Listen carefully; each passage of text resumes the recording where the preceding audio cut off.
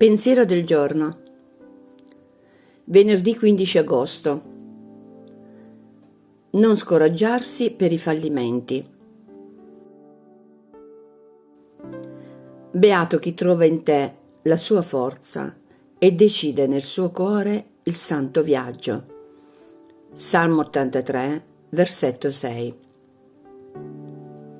Il poeta che compone il canto da cui è tratta questa parola di vita ha compiuto un pellegrinaggio al Tempio di Gerusalemme. Ricorda con nostalgia le dimore amabili del Signore, dove ha sentito la presenza di Dio e per questo decide di tornare. Sarà un viaggio santo che lo porterà nuovamente davanti al Signore. Il santo viaggio, il pellegrinaggio, è il simbolo del nostro itinerario verso Dio. Tutti noi andiamo in quella direzione, chiamati da Lui. Perché allora non considerare la nostra esistenza in relazione alla meta che ci attende?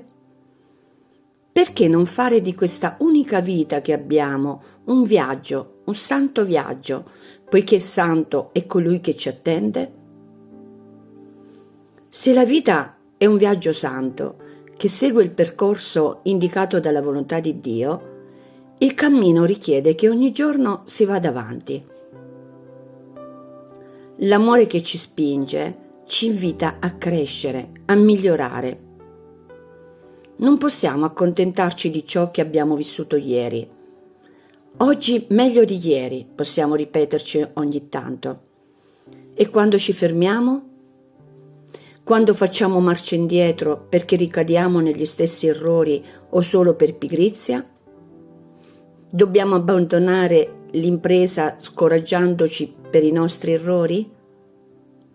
No, in quei momenti la parola d'ordine è ricominciare. Ricominciare, affidando alla misericordia di Dio il nostro passato con i suoi errori. Ricominciare, riponendo tutta la nostra fiducia nella grazia di Dio, piuttosto che nelle nostre capacità. Non dice forse la parola di vita che in Lui troviamo la forza? Ricominciamo ogni giorno come se fosse il primo e soprattutto camminiamo insieme, uniti nell'amore, aiutandoci a vicenda. Venerdì 15 agosto. Non scoraggiarsi per i fallimenti. Chiara Lubick, brani tratti dal commento alla parola di vita del dicembre 2006.